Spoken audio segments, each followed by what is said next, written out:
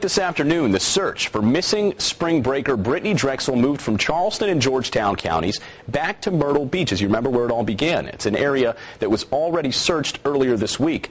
To find out why they're back there, let's head out live to Graham Moore, who's covered every search so far for Brittanee. Graham?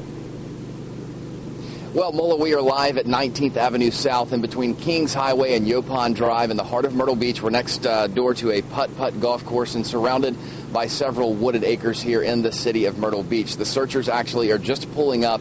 They have been at the old Air Force Base for about the last hour or so. They're getting ready to go back into these woods to give it one more look. This is one of the areas that was already searched earlier this week when we showed you that on Monday, but they wanted to come back out with the increased manpower that they have this weekend and give it one more look over before they call it a weekend. Now, all day yesterday and for about half of today, searchers from the Q Center for Missing Persons, Myrtle Beach Police, Georgetown and Charleston counties, they were all focusing on the areas around the Georgetown-Charleston county line along the Highway 17 corridor.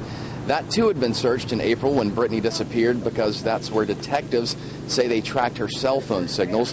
But it was so hot back then, the conditions were just not ideal.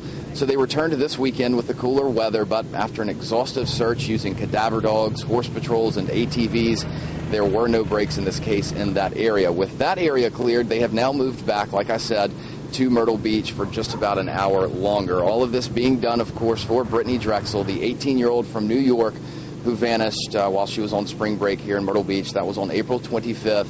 She was last seen around 9 o'clock that night. She was leaving the Blue Water Resort and heading north on the boulevard back to her hotel. Now, I was talking with some detectives earlier today, and assuming there will be no breaks in this case this weekend, I asked what is next. And they say for now there will be no more large-scale searches like we have seen over the months until and if more information breaks in this case. They say they do have some leads, some better than others, that they are still tracking down every day, and they hope this media coverage from this weekend will generate some more tips that they can look into.